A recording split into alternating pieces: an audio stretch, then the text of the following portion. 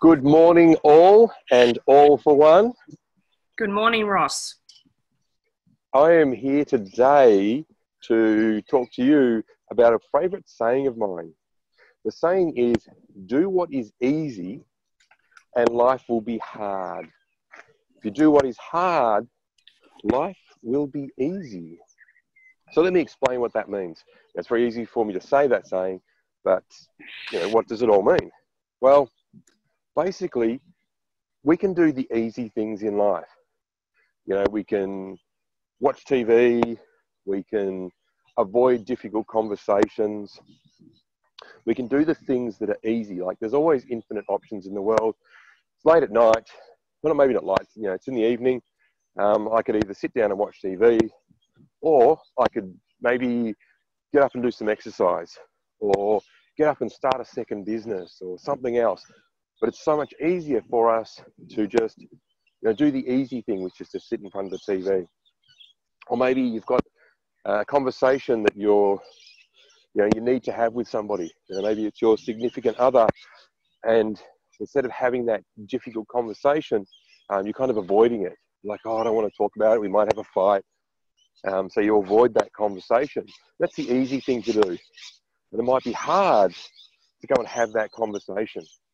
However, once you've had that conversation, then that relationship will be better. You can work hard to have a great relationship. And life's so much easier when you've got a great relationship. And that's everywhere in your life. And maybe you're complaining about, oh, I don't have enough money, I'd like more money. But instead of getting up and creating that second job, that side project, or the business or something like that. Instead of doing that hard thing, we maybe sit down and watch television. And this goes for everywhere in your life. So we can do what is easy and our life will be hard, or we can do what is hard and our life will be easy. Even those hard things become easier each time you do them. It becomes easier to do what we've already done. And the more often we do it, the easier it becomes. Does all that make sense? Yeah, it does, Ross. I think that's great. And I think you mentioned, not if you don't have a vision, people turn to entertainment. Is that, how did you say it?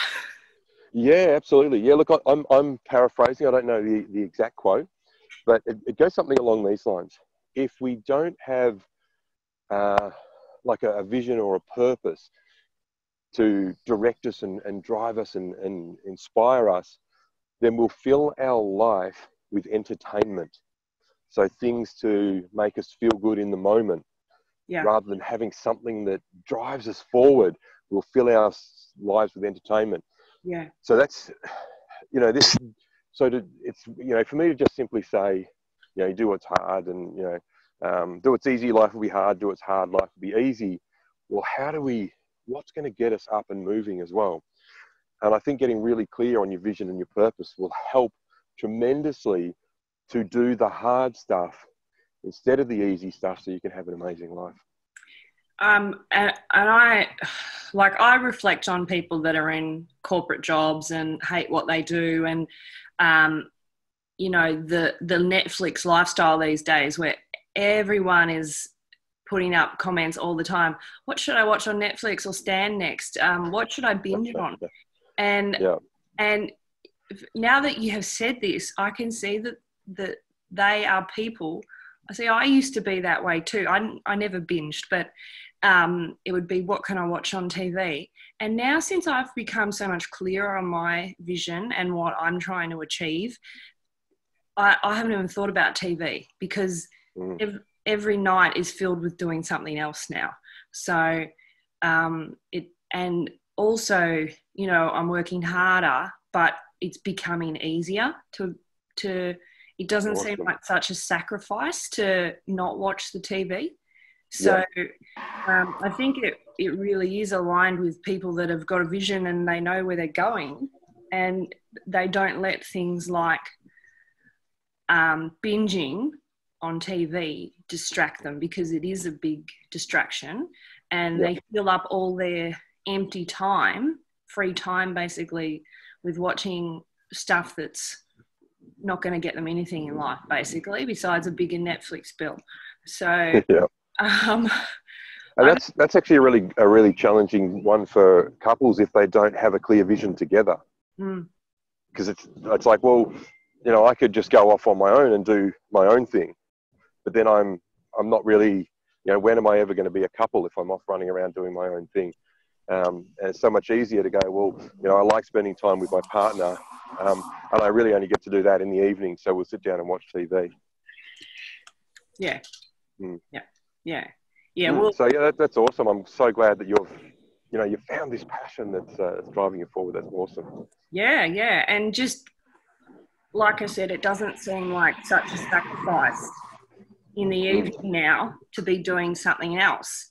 I mean, don't get me wrong, you know, occasionally I'll watch something or chill out a bit, but it's not as often as I used to. Yes, it's what we do consistently, not what we do once in a while that matters. So if once in a while you do watch, you know, you do stop and watch some TV, that's fine. It's what you do consistently that's going to make the difference. Yeah. And what those well said. consistent activities are.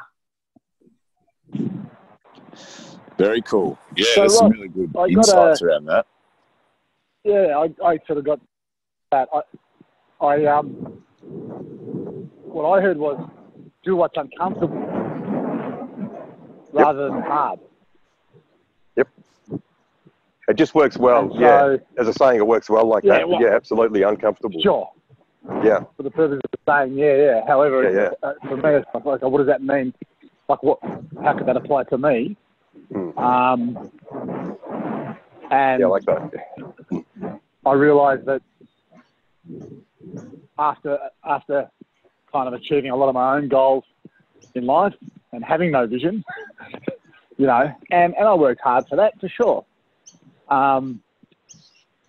There was nothing driving me at all, and really, the underlying thing that drives me now, if anything, is the desire, not the desire to be uncomfortable, but the desire to discover what there is to discover for me when I am uncomfortable. Yep. Yeah, well said. And I'll add to that someone pointed out to me a while ago that it doesn't always have to be hard. And I said, what do you mean? Like, I always grew up with the mantra that, push through. You know, the hard things are going to be beneficial long term, which they are. And there's like, you know, I suppose there's a big difference between certain hard things that are beneficial and some that aren't. So getting clarity on the vision definitely is a driver. But he also posed a question. He said, how can you make the most money with the least amount of effort? And I thought, well, hang on, that seems lazy. And this is a guy who's built an empire. He's not lazy. He's onto something. So, again, it's that perceived hard as well, you know, like a lawyer, you know, solicitor. If you're in that field, it's a natural given that there's all this stress that goes with it, but it's not always the case. You know, I've spoken to people that have, you know, have left that field and then come back into it, but just without the added stress, you know what I mean? So, and it is important to chill out. I support Netflix because, I mean, there's a difference between sitting on the couch all day, not taking calls, not making sales, neglecting basic lifestyle skills, or just chilling out. You know, so I reckon chill out time is good, and potentially you can connect with your partner over Netflix if you can find a good series to binge watch. So that's my point. Cool. Awesome. Thanks, Lee. Like it. And thanks, Al, too. They were, really awesome inputs. I think it gives a bigger depth of meaning to the term outside your comfort zone, you know? So I think it just gives a better understanding to that. Yeah.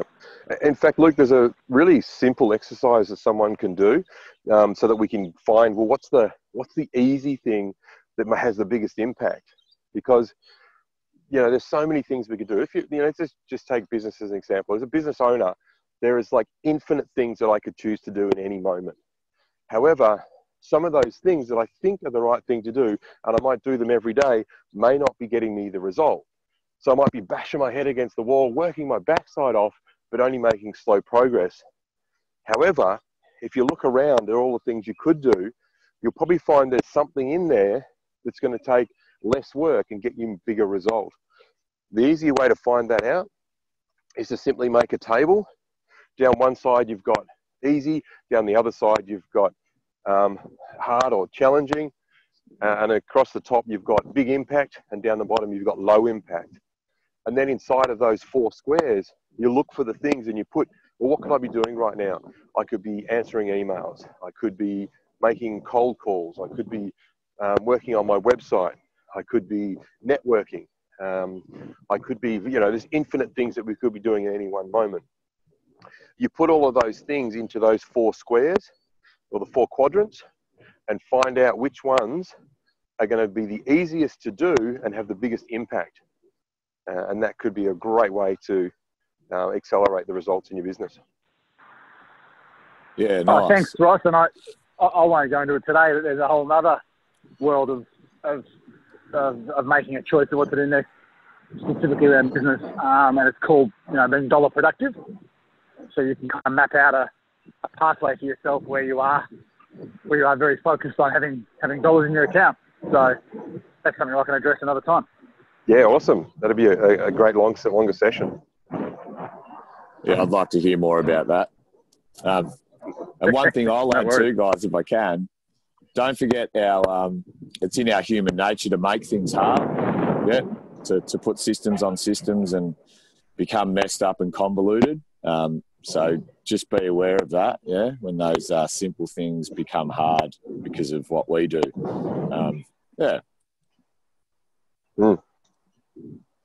Awesome. Thank you all very much. It's been awesome sharing this with you, and I've really got a lot out of your contributions too, so thank you. Yeah, thanks, Ross. And thank you, Ross. I think next week on our little, 5-10 minute recording leading on from yours, I think next week would be a good one to talk about some vision and planning questions and getting out of the drama and the detail in your business, in your life, things like that, and moving those problems into the big vision stuff or smaller vision stuff, and how you do that basically. Yeah, that's awesome. Excellent. Awesome, Jerry. Yeah, really look forward to that one. And so it's a perfect time of year as well to be to bringing that up. So yeah, I'm really looking forward to it. Yeah, excellent.